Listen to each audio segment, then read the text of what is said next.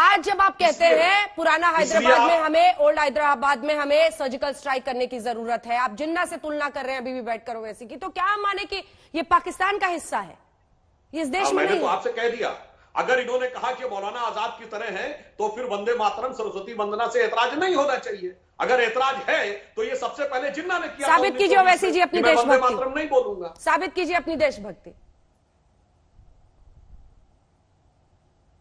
अरे मैडम, मैं जिंदगी में जब यहां से चला भी जाऊंगा ना तो मेरे आने वाली 10 नस्लों को ये पूछते रहेंगे अपनी देशभक्ति साबित करो, भाड़ में जाए। मैं इन लोगों के देशभक्ति का सर्टिफिकेट लेने का मोहताज नहीं हूं, मैं जूती पर रखता हूं इनकी देशभक्ति के सर्टिफिकेट को। मैं भारत का वफादार हूं और रहूंगा इंशाअल्लाह ताला। अब रहा सवाल कि ये मुसलमान जिन्ना, सुधांशु जी ये बताइए कि क्या कितने मुसलमानों ने वोट दिया था मुस्लिम लीग को? क्या यूनिवर्सल सफरेज था जब कि हर कोई मुसलमान वोट दे सकता था? वोट डालने का मियार था जो जमींदार थे, जो नवाब थे, जिनके पास इतनी आमदनी का हिस्सा था। सुधांशु जी, उन्हीं लोगों ने वोट दिया और वो पाकिस्तान चले गए। ये आप क्यों नहीं बताते बार बार? ये आप हिस्ट्री को आधा चाप लेते हैं और आधा बताते हैं। अगर मुसलमानों को इख्तियार होता तो कोई साथ नहीं देता था जीना का, जब वोट डालने का इख्तियार ही नहीं था। मुझे आपसे सिर्फ इतना ही कहना है कि जब आप किसी मुसलमान को देखते हैं तो आप अपनी सोच को बदलिए। और भारत के संविधान में फ्रीडम ऑफ एक्सप्रेशन है मेरे पास, और आप यकीनन अपने मजहब पर चलिए, सरस्वती वंदना पढ़िए, वंदे मातरम पढ़िए, मगर आप इस बात को समझिए कि किसी को आप फोर्स नहीं कर सकते। जहां पर नेशनल एंथम का मामला आएगा हम खड़े रहेंगे। जहां पर मेरे बाजू अगर कोई खड़े होकर बोलेगा भारत माता, मैं उसकी इज्जत करूंगा। जहां पर मेरे साथ कोई खड़े होकर बोलेगा वंदे मातरम पढ़ूंगा, मैं बराबर खड़े रहूंगा। मगर अगर आप ये बोलेंगे कि नेशनल एंथम से हटके हम आपके गले पे रख देंगे, आप गरिए क्यों करेंगे? फ्रीडम ऑफ एक्सप्रेशन नहीं है भारत में, खत्म हो गया क्या? क्या मोदी की हुकूमत आई तो क्या किम जोंग की हुकूमत आ गई? क्या संविधान खत्म हो गया?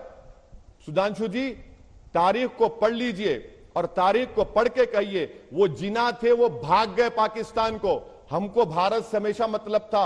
और याद रखिए, जितने भारत में खबरस्तान है, कभी जाइए उन खबरस्तानों में, वो हमारी वफादारी की निशानी है। हमारे बुजुर्ग आज भी सीना तान कर वहां पर सो रहे हैं, और मैं कभी भी अपनी वफादारी को किसी के सामने साबित नहीं करूंगा।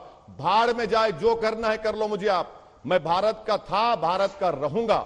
मुझे किसी की सर्टिफिकेट की जरूरत नहीं है। ये कब तक देंगे? कि आप दुकान खोल के बैठे हैं? आप नेशनलिज्म का सर्टिफिकेट देंगे, कांग्रेस सेकुलरिज्म का देगी? भाई साहब, ये दुकान मत चलाइए, देश चलाइए। दिल्ली के बाहर किसान तड़प रहा है सर्दी में, क्यों किसान आया है? आप लोगों को हिम्मत नहीं है किसानों के मसाइल को हल करने के लिए। आप देश के किसानों को बर्बाद करना चाह रहे हैं और असदुद्दीन ओवैसी से कह रहे हैं अपनी साबित करो। मैं हरगिज नहीं साबित करूंगा, ना मुझे जरूरत है आपकी। सुधांशु जी, देखिए इन्होंने कहा तो मैं कब मना कर रहा हूं? मैं इनसे पूछूं, अच्छा, भारत की सेना का एक बहुत वरिष्ठ अधिकारी थे जिन्होंने एक कसम खाई थी महाराणा प्रताप की तरह कि जब तक पाकिस्तान से फला वाली जमीन वापस नहीं ले लूंगा तब तक जमीन पर सोऊंगा, पलंग पे नहीं सोऊंगा। पूछिए, नाम बता सकते हैं? और कौन सी लड़ाई के लिए पूछा था? नहीं पता होगा। अरे सुधांशु जी, एक बात सुनिए, एक बात सुनिए सुधांशु जी, एक बात सुनिए। राणा प्रताप की तारीख आप बता रहे हैं। अरे भाई, बाबर को किसने बुलाया था? किसने बुलाया था? मैं मुस्लिम राणा प्रताप के खिलाफ कौन लड़ा था अकबर के फौज? बताइए ना, मुगल फौज में कमांडर कौन था? अरे आप हिस्ट्री को नहीं जानते सर, आप की तरह कहा। अरे आप हिस्ट्री को जानते नहीं है ना, आप हिस्ट्री को आधा चाप कर बोलते हैं। परेशानी तो वही आपसे। अब मैं बता देता हूं। अरे मेरे भाई, बता देता हूं, इसीलिए तो मैं कहता हूं ना। आप राणा प्रताप की बात करते हैं, आप औरंगजेब की बात करते हैं। आप ये बता दीजिए कि राणा प्रताप के खिलाफ जंग लड़ने कौन गया था? औरंगजेब की फौज में कौन था? अरे भाई, मैंने तो था जो शिवाजी से लड़ने गया था? क्या भारत के सुनिए क्या अरे अपने अपने टर्म पे बोल रहे, बेहतर रहेगा। सुधांशु जी, अच्छा, सुधांशु जी, आप मेंबर ऑफ पार्लियामेंट है। नेक्स्ट आप आइंदा जब पार्लियामेंट की लाइब्रेरी को जाएंगे, जो पहली संविधान की किताब लिखी गई उसको उठाकर देख लीजिए। उसमें अकबर की तस्वीर है, अकबर बादशाह की तस्वीर है, उसमें झांसी की रानी की तस्वीर है, टीपू सुल्तान की तस्वीर है। क्या कहेंगे उसको आप? उसमें तो भगवान राम की भी तस्वीर है। आपसे कह रहा हूं कि यही भारत की खूबसूरती है। ओवैसी जी, इन सबसे पहले भगवान राम की तस्वीर है। बिल्कुल है, सही। पर जय श्री राम बोलने पर आपको भी लगता है कि ये राम के सारे साथ सीता कम्युनल की है? भी तस्वीर है, बिल्कुल जय है। श्री राम बोलने वाले कम्युनल है, बीजेपी के वोटर्स कम्युनल है, मैडम- ये भावना आप भी स्प्रेड करते हैं। मैं मैडम जवाब दूं? आप मेरी एक स्पीच दिखा दीजिए जहां पर मैंने इस तरह की बात कही। बताइए आप, चलिए स्पीच चलाइए मेरी अभी। आप मेरी एक स्पीच चलाइए जहां पर आप जो कह रहे मैंने कहा इस बात को।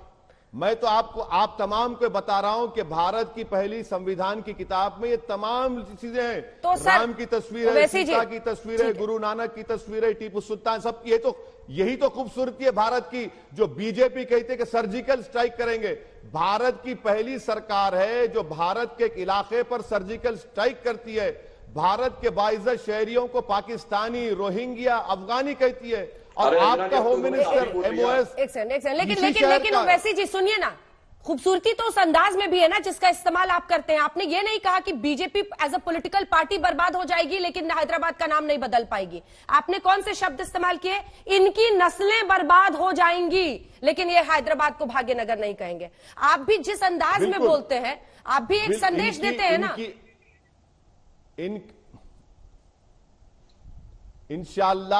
इंशाअल्लाह इनकी नस्लें खत्म हो जाएंगी। अरे पार्टी की सुबह नस्लें थोड़ी क़यामत होती हैं तक सर। हैदराबाद का नाम हैदराबाद रहेगा। पार्टी की बिल्कुल, नस्लें थोड़ी होती असदुद्दीन हैं। ओवैसी भी खत्म हो जाएगा। असदुद्दीन ओवैसी बिल्कुल, असदुद्दीन ओवैसी भी खत्म हो जाएगा, मगर हैदराबाद का नाम हैदराबाद रहेगा। अच्छा ये बताइए, योगी आदित्यनाथ का पहले का नाम क्या था? बताइए क्या नाम था उनका? पहले दिया हुआ नाम क्या था उनका? हम भी पूछे क्या?